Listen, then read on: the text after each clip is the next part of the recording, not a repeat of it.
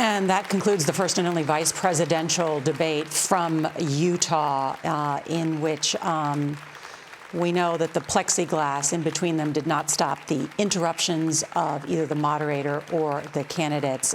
Kamala Harris coming out strong in the beginning, noting that the way the administration had handled the COVID crisis was the greatest failure of any presidential administration in the history of our country. And then Mike Pence coming back tough as well, essentially accusing the Biden's plan of being exactly the same as what the administration has already done.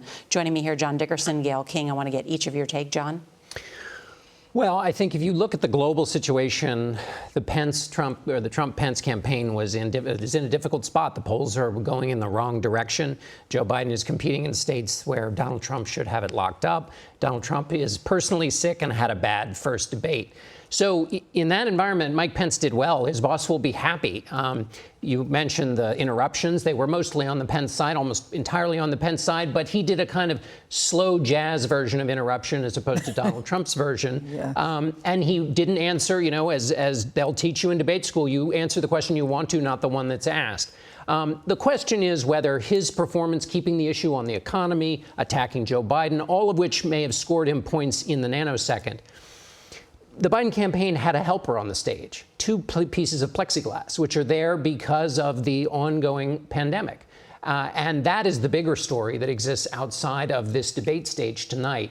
And so that is something we need to keep in mind when we think about the debate and the larger story going on. I think that many people are wondering why Mike Pence was even on the stage. If you listen to the CDC rules, you're not even supposed to be in contact with other people when you've been exposed to someone who has coronavirus, which we know the president does. But I thought Susan Page set the tone very early when she said, listen, the American people deserve to have a conversation. They deserve to have a civilized conversation, which I think for the most part we did.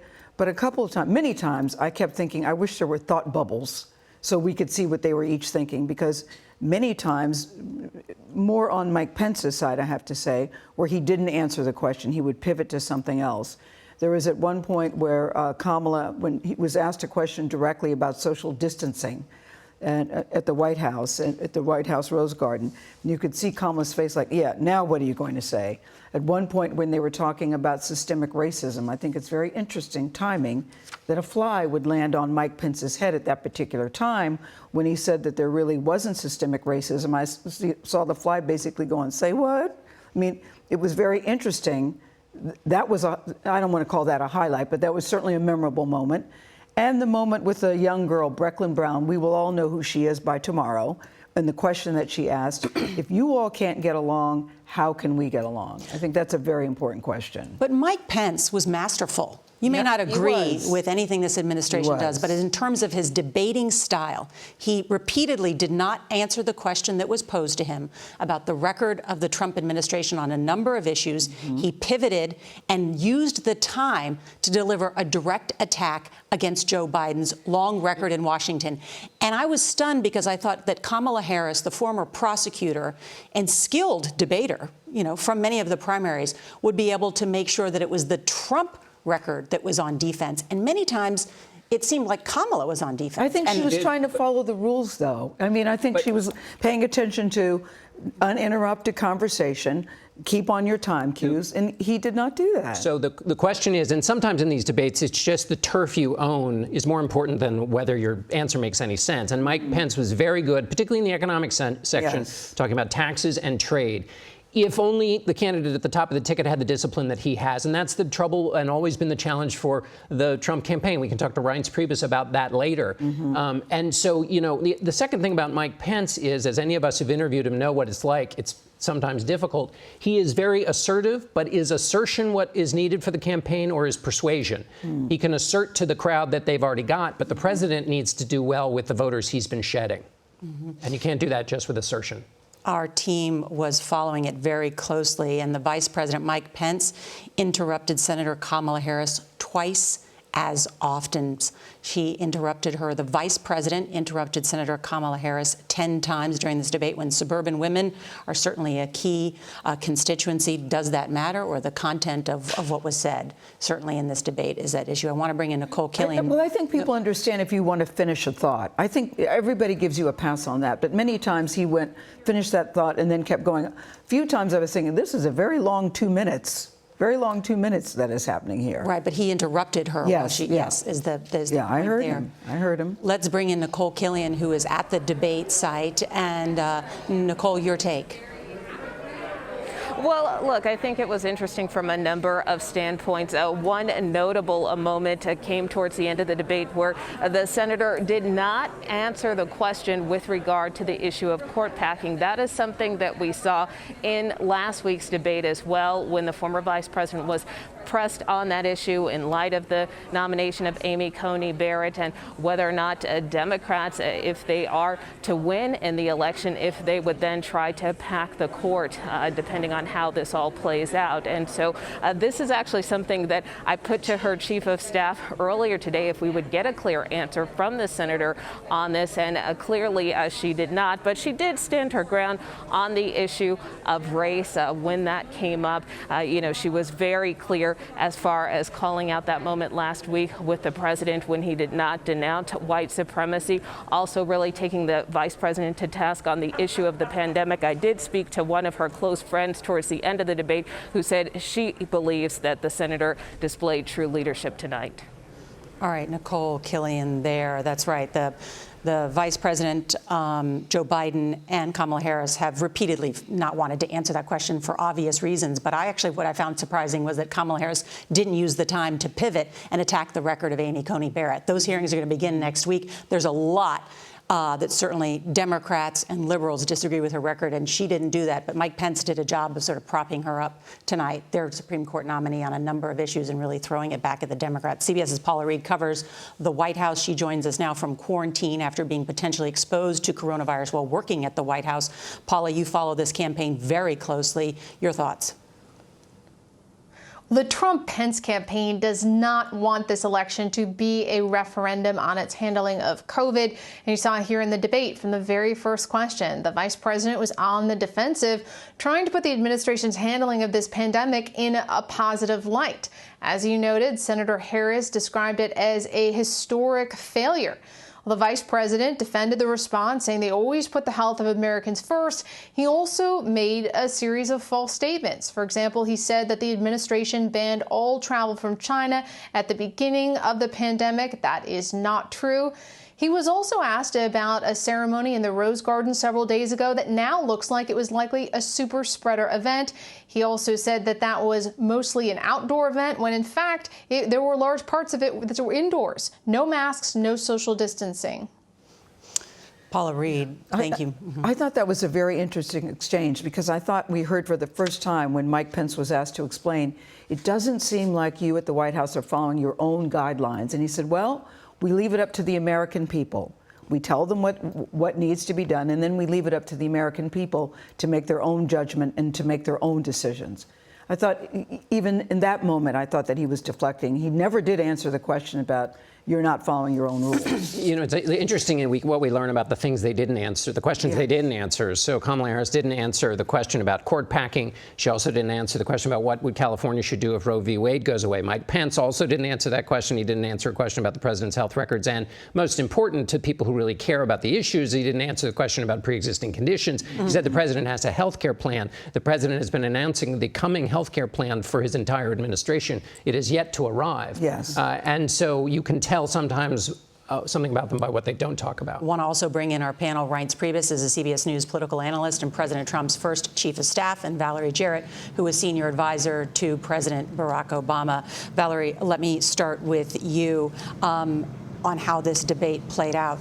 How do you think Senator Harris did? I think she was very effective, Norah, at prosecuting the case, making it clear how the Trump-Pence record on issues from the COVID-19 response to the economy, to foreign policy, to transparency, going all the way from his health records to his taxes. I think she did a really good job of both prosecuting the case, which she's very effective at, but also stating affirmatively what the Biden-Harris administration would do. She did it with passion. She did it with humanity. I think she was personable. She was very comfortable in that space, and she kind of owned the room in that sense. I was disappointed to see Vice President Pence not follow the rules again. You say, okay, in debate, you don't answer the questions, but I think people were listening really closely to his answers, and he used his time to either go back to previous questions or to answer the question he wanted to answer. That was disappointing because I think people wanted to hear it. I did not yell at the television set as much as I did last week, so I think for my blood pressure tonight was a better night.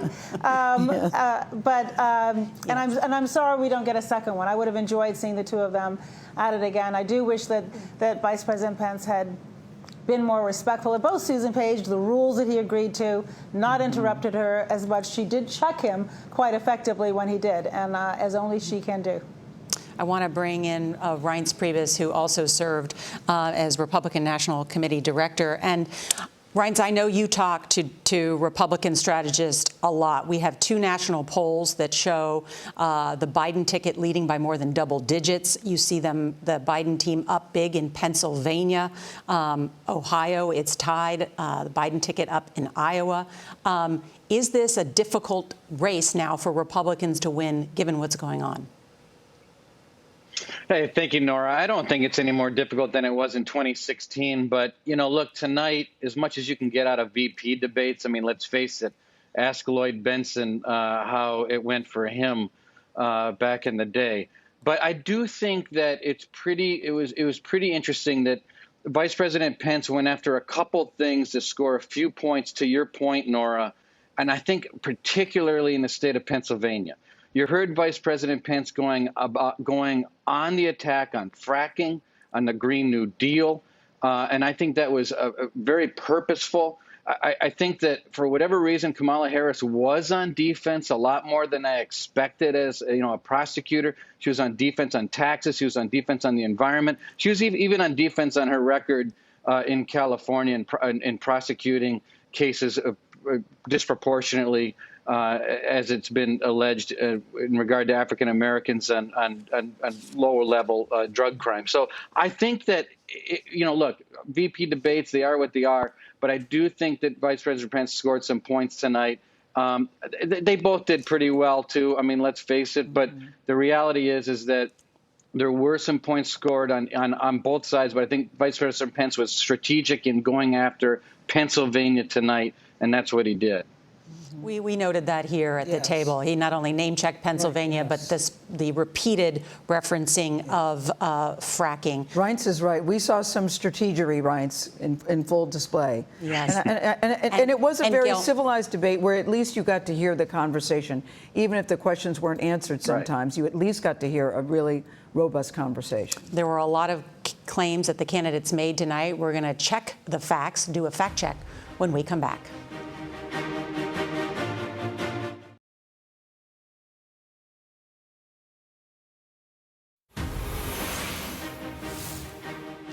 Welcome back to CBS News coverage of the vice presidential debate. I want to bring in CBS News Chief Washington correspondent Major Garrett, who joins us now with our fact check. Hi, Major. Hello, Norah. We have three fact checks. One dealing with coronavirus protocols at the White House. The second, the future of the U.S. tax code and by extension, the U.S. economy. Third, on that topic, we've discussed fracking. So taking them in order. At one point, the vice president, in defense of that so-called super spreader event at the White House for Amy Coney Barrett, Supreme Court nominee, said it was an outdoor event, which all of our scientists regularly and routine advise. We rate that partially true because there was a separate indoor reception inside the diplomatic room, and in that reception, no masks, close quarters, and many people there have subsequently tested positive. Fact check number two.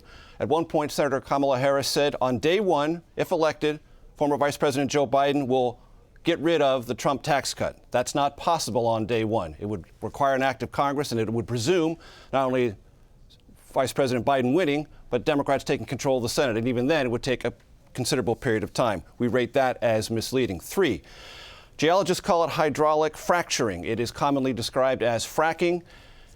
What Senator Harris said is Joe Biden has very clear that he would not end fracking. We rate that as inconclusive because July 31st, 2019, when asked about that, Vice President Biden left a very strong impression that fracking would be eliminated.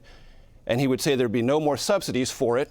His position has since evolved. March 2020, he said in a debate, no new fracking would be allowed.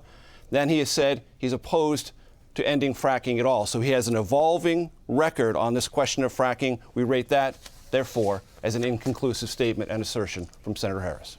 Major, thank you. I'll add one to that on health care. Vice President Pence said President Trump and I have a plan to improve health care and to protect pre-existing conditions. They have been promising this plan for over a year, and there is still no plan. Thank you. Coming up next, will there be a second presidential debate next week? You're watching CBS News 2020, America Decides.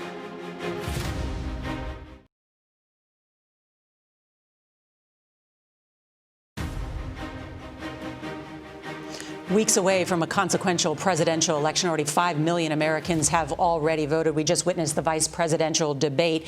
And First and only. Yeah. The first and only. Let's talk about, clearly, this election is a referendum on President Trump and Mike Pence, and certainly the record on coronavirus now that has infected the White House and has led to the quarantine of most of the Joint Chiefs of Staff at the Pentagon. Mm-hmm. That's right. And Mike Pence and Donald Trump would like this to be an election about the economy and preferably the record on the economy before COVID-19, not preferably, but that.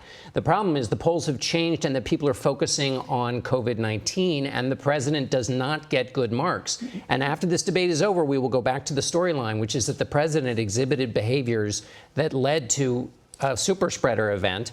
And that's the central story. And that's not the central story that the Trump and Pence campaign want. And the president just this afternoon said that it was a blessing from God that he got coronavirus and that it's a blessing in disguise.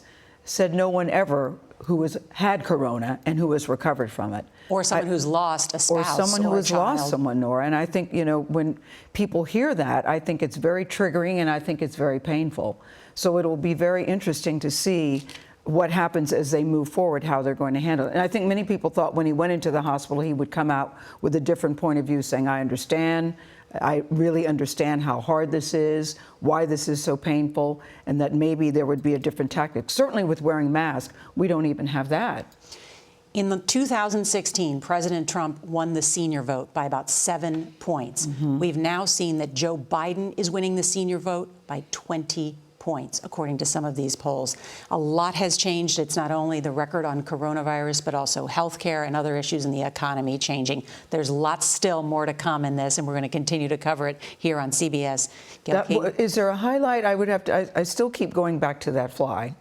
Because, you know, number one, I've never seen anything like that. It was a fly of color, too, that came at a very, very opportune time. And that is a Saturday Night Live skit waiting to happen on Saturday. That fly. I can't wait to see it. All right. You heard it here first from Gayle King. Our coverage will continue on our 24-hour streaming network, CBSN. There will be more in your local news on this CBS station and tomorrow on CBS This Morning. We'll be watching. Yes. I'm Norah O'Donnell, CBS News, Washington.